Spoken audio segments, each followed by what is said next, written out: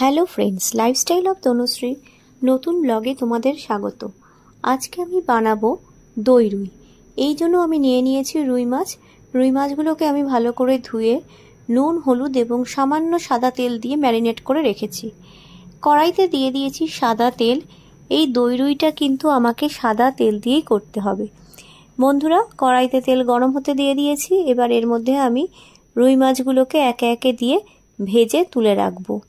দেখো, কথা বলতে বলতে আমি কড়ার মধ্যে দিয়ে দিলাম রুই মাছগুলো।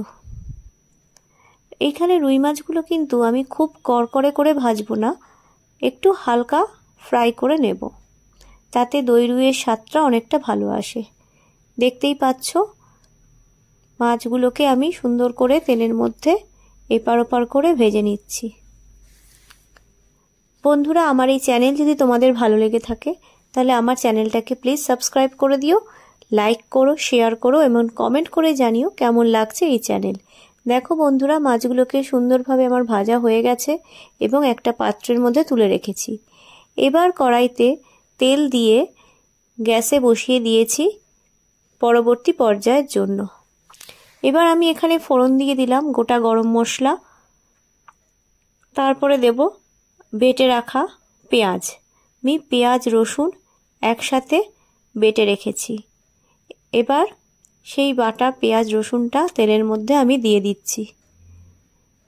এবার গরম তেলে সেই পেঁয়াজ রসুনটা দিয়ে সেটাকে ভালো করে কষিয়ে নিতে হবে। দেখতে পাচ্ছ বন্ধুরা, আমি পেঁয়াজ রসুনটাকে ভালো করে কষিয়ে নিচ্ছি, না হলে পেঁয়াজ রসুনের একটা কাঁচা গন্ধ কিন্তু ঝোলটা সেই স্বাদটাকে নষ্ট করে দিতে পারে। তাই জন্য মশলাটাকে ভালো করে কষিয়ে নিতে হবে। মশলা কষানোর ফাঁকে চলো দেখিয়ে দিই তোমাদের এই দই রুই করতে আর কি কি লাগছে।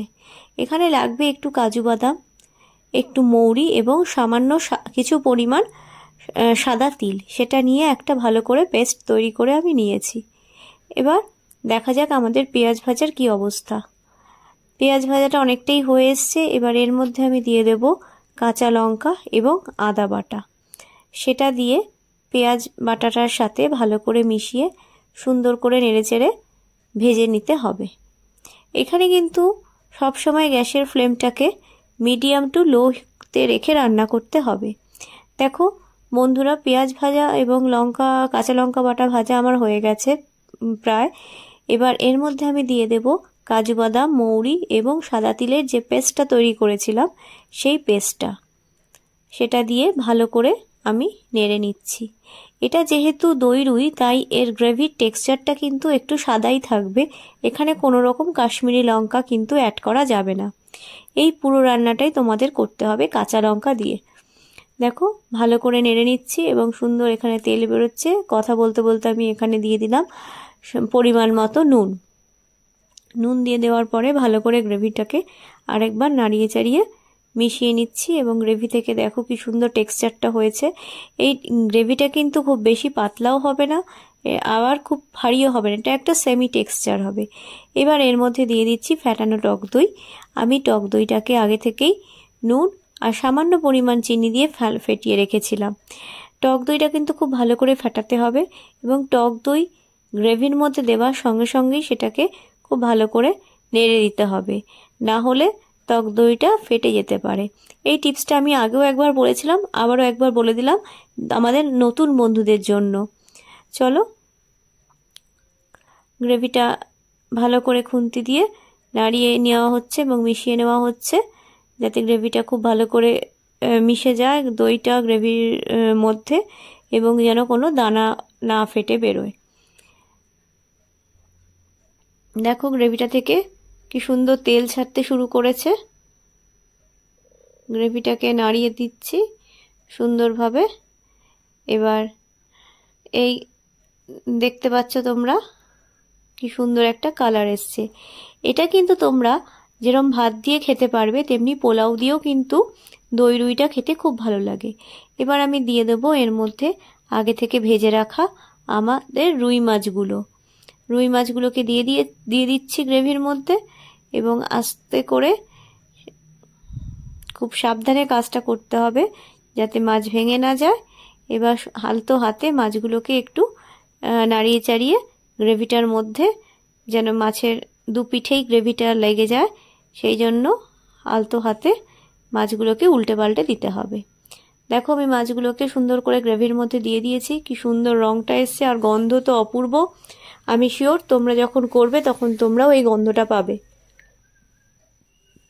দেখছো মাছগুলো গ্রেভিটার মধ্যে ফুটছে। আর একটা কথা, এই পুরো রান্নাটাই কিন্তু তোমরা লো ফ্লেমে করবে, কখনোই গ্যাসের ফ্লেমটাকে হাই করে দেবে না। এবার এর মধ্যে দিয়ে দিচ্ছি আমি শাহি গরম মশলা। আমি এখানে সানরাইজের শাহি গরম মশলা ইউজ করেছি। তোমরা যদি মনে করো তোমরা বাড়িতে গোটা গরম মশলা বেটেও সেই জলটা এখানে ইউজ করতে পারো। এবার আমি গরম মশলাটাকে গ্রেভিটার সঙ্গে ভালো করে মিশিয়ে দিচ্ছি, যাতে পুরো গ্রেভিটার মধ্যে গরম মশলার ফ্লেভারটা সুন্দরভাবে চলে আসে। দেখো খুব আস্তে আস্তে ধীরে এই কাজটা করতে হবে। দেখো গ্রেভিটা কিন্তু ফুটতে শুরু করে দিয়েছে, গরম মশলা দিয়েছি, সুন্দর গন্ধ বেরোচ্ছে। এখানে আমি দিয়ে দিলাম 3-4টে চেরা কাঁচা লঙ্কা।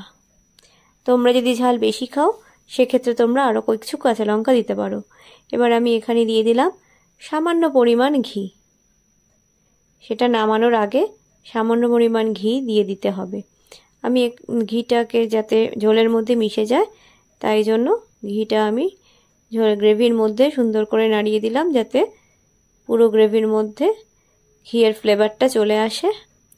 আমাদের দই রুই কিন্তু আজকের স্পেশাল প্রিপারেশন প্রায় রেডি হয়ে গেছে। এবার এটা আমরা সার্ভ করব, এবং গরম গরম ভাত বা পোলাওয়ের সাথে কিন্তু এই ডিশটা খুব ভালো যায়। চলো এবার আস্তে আস্তে আমরা এটা সার্ভ করে দিই। আমরা সার্ভ করে দিয়েছি আমাদের আজকের স্পেশাল রেসিপি দই রুই। দেখো কেমন লাগছে দেখতে, খুবই সুন্দর। তোমরাও এটা অবশ্যই ট্রাই করো এবং আমাকে বলো তোমাদের কেমন লাগলো। খুব ভালো থেকো, বাই বাই। দেখা হচ্ছে তোমাদের সাথে অন্য কোনো এপিসোড।